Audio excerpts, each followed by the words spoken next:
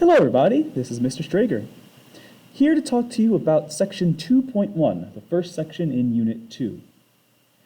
Now, Unit 2 is very similar to Unit 1. We're going to follow a lot of the same rules that we learned in Unit 1. We're going to follow a lot of the same tricks that we learned in Unit 1. We're even going to be using a lot of the same symbols and problem-solving techniques from Unit 1.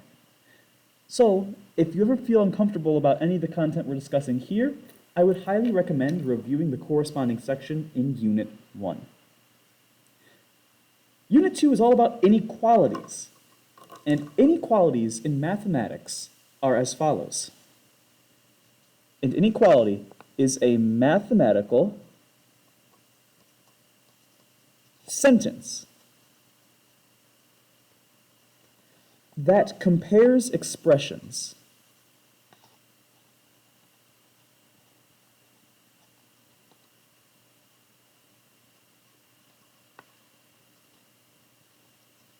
It's a mathematical sentence that compares expressions. Before, we were talking about equations, which were a mathematical sentence that sets one thing to be equal to another. Here, we're starting to compare expressions. Which one is bigger? Which one is smaller? So on and so forth. Many of you actually may remember this from a while back, either in middle school or possibly even all the way back in elementary school. A symbol that might look something like this.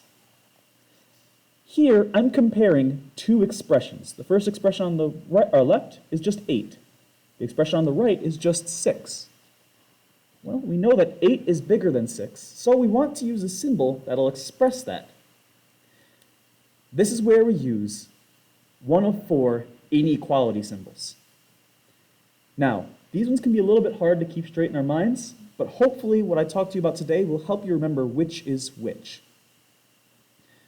So let's go down to the bottom of page 30, and you'll be able to see a reference guide for all of these mathematical symbols, what they mean, and how to graph them, which we're going to be talking about a little bit later in the section. Let's start off with x is less than 2. The way these symbols work is they open up towards the bigger expression. Let me give you an example. Let's say I had 1 plus 2, and I had 2 times 3. Which of these expressions is bigger? Well, if we do the math, 1 plus 2 will give us 3, 2 times 3 will give us 6, and we know that 6 is bigger than 3. To show that 6 is the bigger number, we are going to actually put in a mathematical symbol that opens up towards the 6, like so. You may have heard this referred to as the alligator or the crocodile. This is something that we teach in middle school or in elementary school, but I kind of reference it in this unit as well. You can think of the inequality symbol as a hungry crocodile or an alligator, and it's greedy. It's only going to go after the biggest side. So it doesn't want to deal with this 3 when 6 is a bigger meal. I sometimes also like to draw some teeth to show that it's a crocodile. This symbol shows us that 6 is bigger than 3. When we're reading it out, keep in mind that it is a mathematical sentence. And what direction do we read sentences? Well, from left to right. If we want to show that 6 is the bigger number, our sentence would go, 3 is something than 6. If 6 is bigger, then 3 is less than 6. And that's how you can decide which symbol we're talking about. Keep in mind which direction the alligator is facing, and read it from left to right. So x is less than 2 would be represented as x less than symbol 2. I really briefly want to actually talk about this x is less than 2 because it's something that's a little bit unique. If I asked you to name me one solution for this equation, or sorry, for this inequality, I should say, we're kind of a little bit stuck. The definition of a solution of an inequality is a value that makes an inequality true. Inequality true. When I ask you to solve an inequality, we're looking to find all of the answers that make an inequality true. So what are some numbers I could put in for x? Well, if x has to be less than 2, I could use numbers like 1, because 1 is less than 2. I could go even further. I can go into the negatives. I could say that -3 is less than 2. I can even go a little bit further than that. I can go and say even a decimal or a fraction can be less than 2. 1.999 is still less than 2. But what about the number 2? Can I put in 2 for x? Well, if we did, it would look like this. 2 is less than 2. And unfortunately, that is nonsense. 2 is not less than 2. 2 is the same thing as 2. It's like if I said my car is bigger than my car. That doesn't make sense. So, the answer for x is any number that is less than 2. This means that there are quite a few solutions. In fact, there are infinite solutions to this inequality. We actually call the set of all solutions a solution set. I know we mathematicians are not very creative with our naming. The set of, the set of all solutions to an inequality. And we express this set of all solutions as an inequality itself. It sounds a little bit weird, and we'll get to it mostly in section 2.2 and 2.3, but to express the solution set, we actually give an inequality that says the rule for what our solution should be. In this case, x is less than 2, that's as compact as we can make the rule. X is anything that's less than 2. There's no compacting that we can do. But we'll learn a little bit later that you have to have x by itself in order to see what your true solution set is. There are, of course, other words that we might see with these inequalities. So I want to briefly go through the symbols as well as what other words can represent them.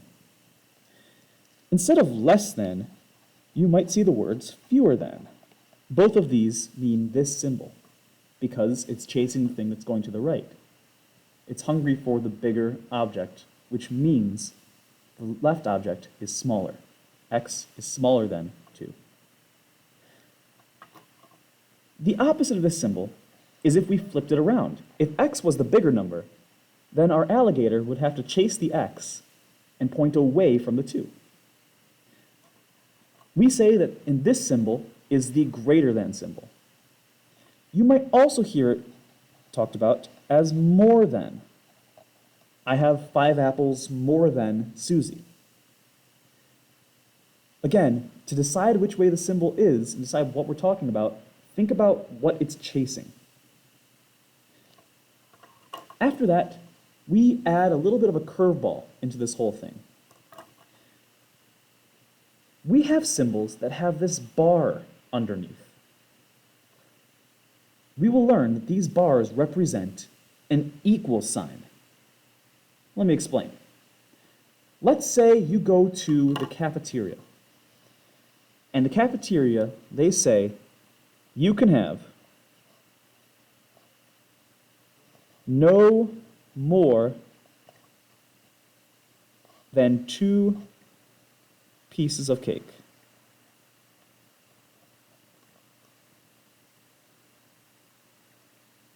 Well, we think of a situation that's very similar to this.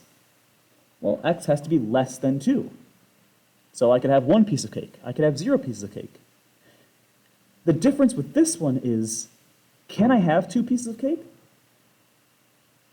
Well, yes, you can. You can have no more than two pieces of cake, means you can have two. So we need a different symbol because saying 2 is less than 2 wouldn't make sense. That's where we have these symbols. The less than or equal to and the greater than or equal to. If x is less than 2, it's true. If x equals 2, it's still true. So that's why we need a very specific symbol to represent that. As you saw in the problem down there, you might also have the words no more than represent less than or equal to. The last one I want to talk about is the greater than or equal to symbol.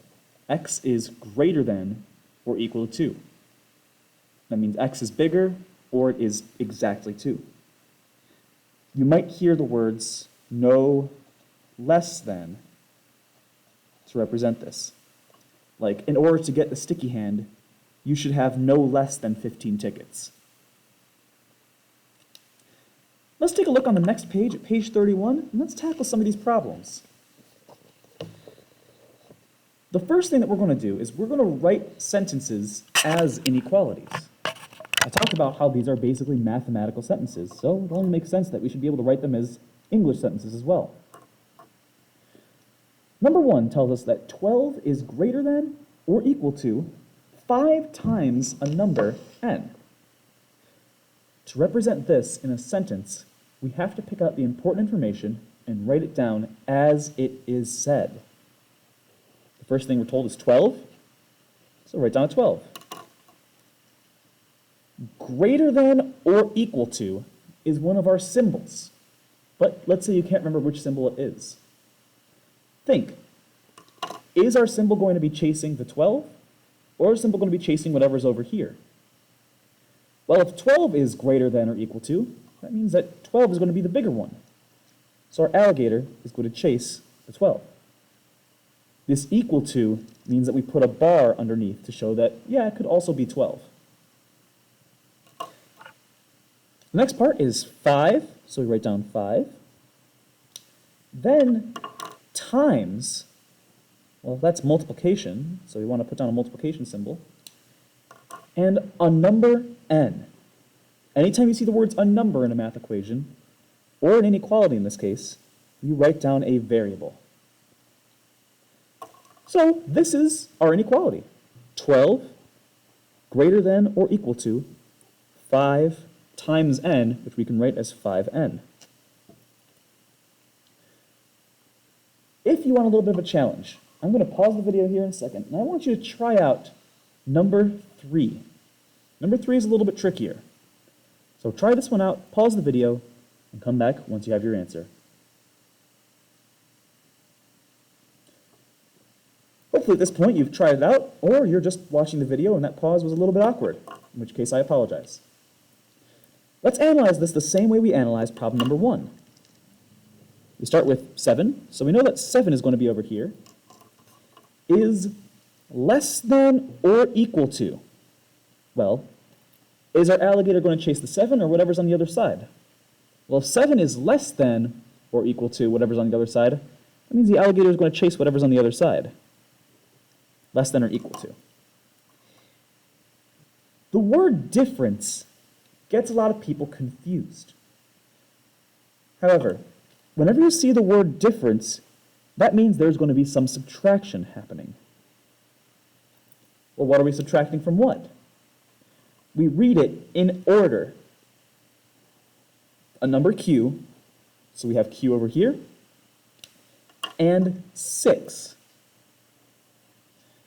So our inequality is written out as 7 is less than or equal to q minus 6.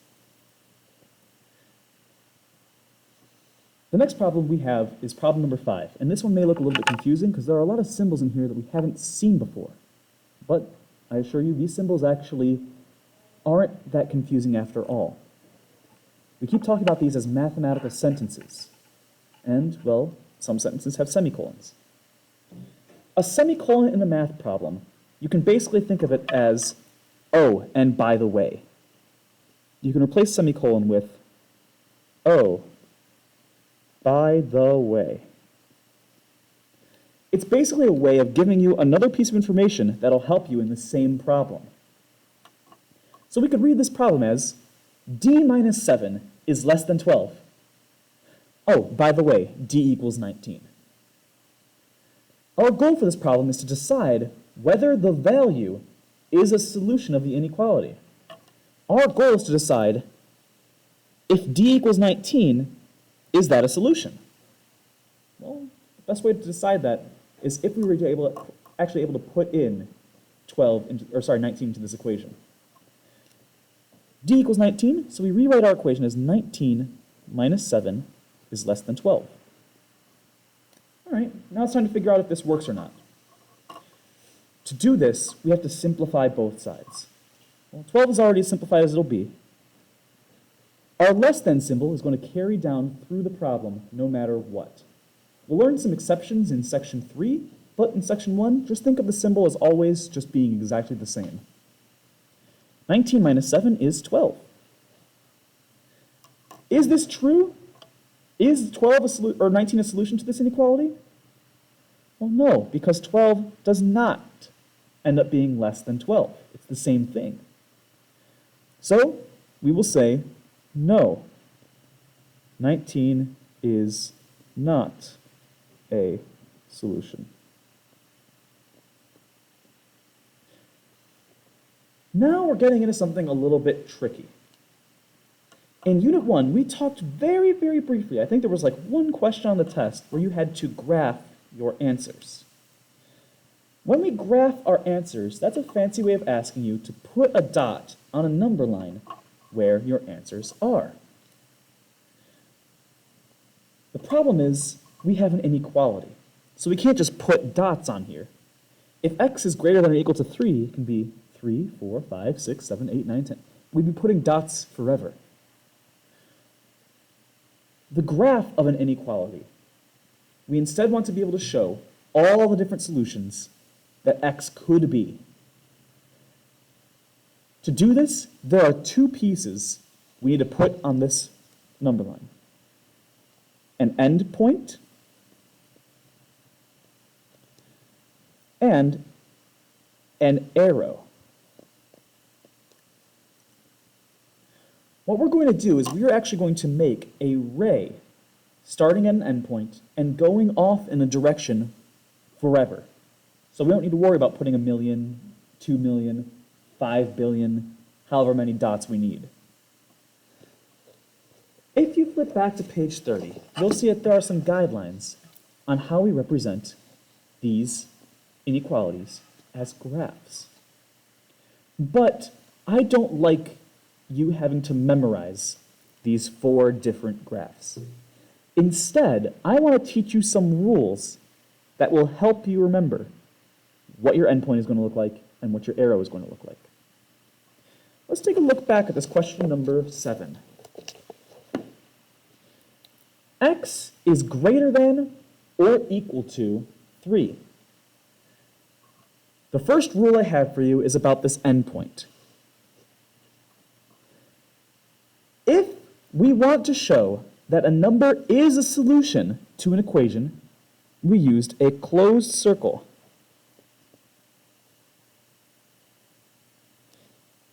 A closed circle tells us that, yes, this endpoint, this place where our line is going to end, is actually a solution. We represent a closed circle with a big dot. A closed circle is used if we have a less than or equal to symbol, or a greater than or equal to symbol, or an equal sign. So in number 7, we see that x is greater than or equal to 3.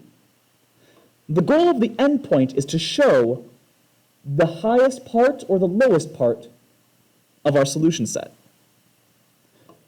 Here, 3 is going to be the lowest point of our solution set because x is always going to be either bigger than or equal to it. Because x actually can be 3, we show that with a closed circle. That tells us that, hey, 3 is a solution.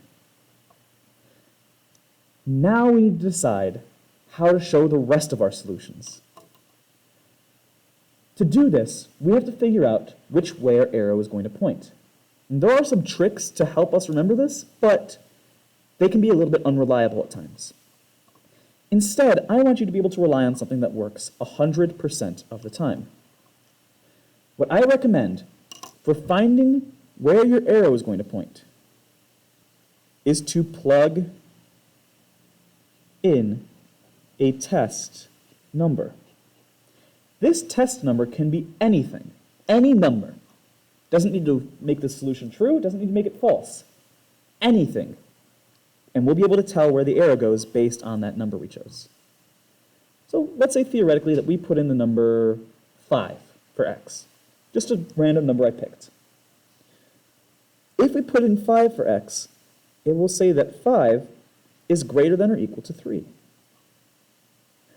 We then ask ourselves, does 5 make this true? Just like these problems up here, is 5 a solution to the inequality? Well, yes, 5 is greater than or equal to 3. What that tells us is our arrow has to pass through the number 5. So our arrow will point this way. Let's say we didn't choose a number that is greater than or equal to 3. Let's say we tested out the number 0.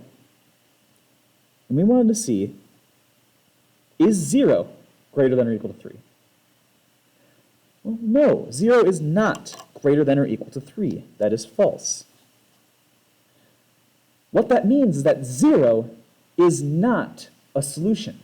It's not going to be on our arrow. So if our arrow can't point this way, which way would it have to point?